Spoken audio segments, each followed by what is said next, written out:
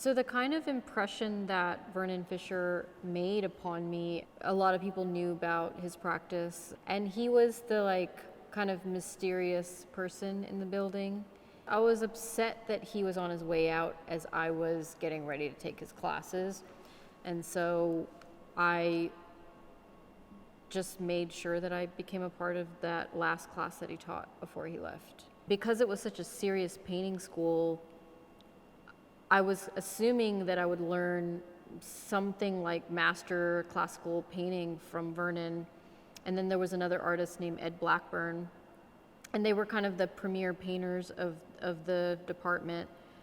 But what I learned about cinema from Vernon Fisher. And I learned about different writer scholars, like art critics. And Vernon was kind of running around in a pack with Dave Hickey, Richard Serra. He taught us about Gerhard Richter. So all these painters, they had alternative methods of painting that all self-referenced cinema and psychology. And so I ended up actually also studying sociology when I was going through art school. And that's kind of how I developed my practice. So one day he procured a sheet with 50 plus, 70 plus artists on the sheet, and he said he was going to do a test. And he was like, the next time we come to class, I'm going to pick a random artist and I'm going to point at you and I'm going to ask you to talk about them. And if you don't know who they are, you fail.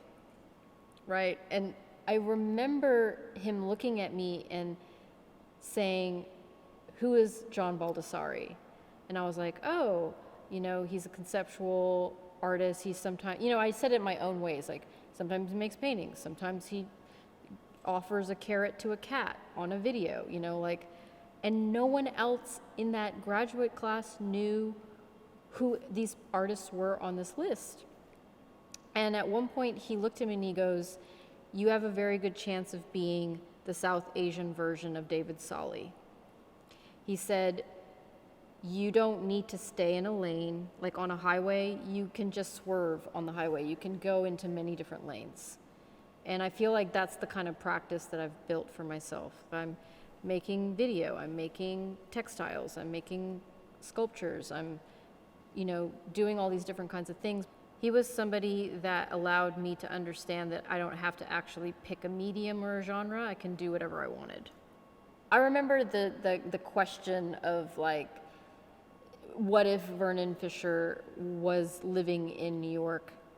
He chose to take a route that was not taken by many artists. Many artists wanted to flee to the coasts, right? They wanted to go to, New York City or LA or what have you, the centers, the hubs of where people are creative. But he kind of just kicked back in Fort Worth and built a whole world for himself. I remember learning that his life was very strict around the Cartesian timeline, right? So he would go to bed at 6, and then he would wake up at 5 or 4 in the morning, and he would start painting. And that's kind of the way he conducted his life, and there was a kind of strictness to that felt theological. And then his dedication to art and understanding the tenets of art and the tenets of the legacy of art felt very theological too. I felt like there was a replacement happening where I was taking all of the tenor of growing up in a theological family of Islam, and I was sort of replacing that with the theology and the tenets of art.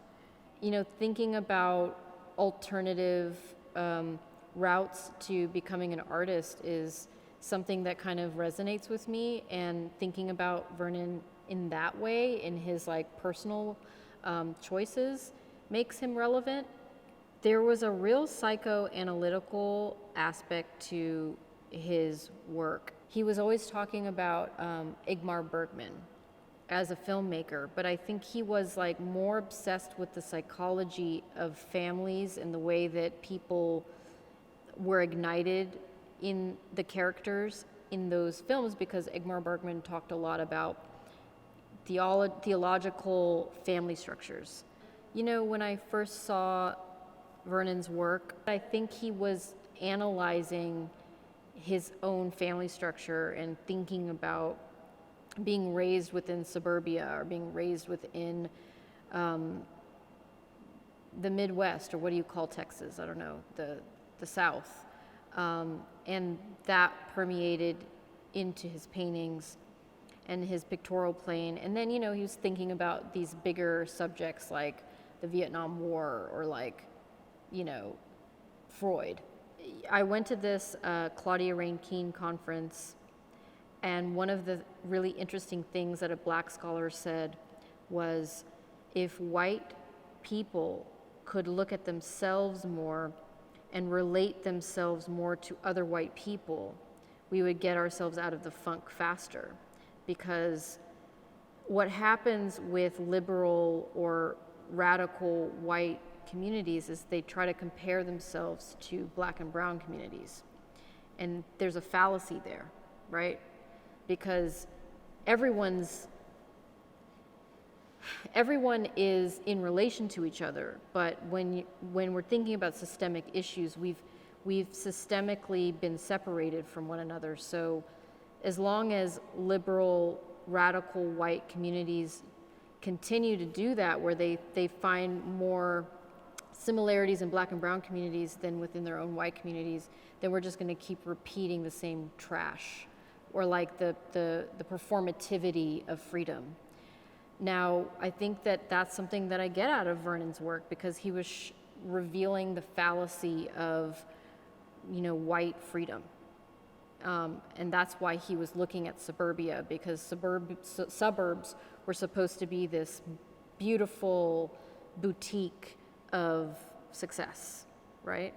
So there you go. That's a hot topic.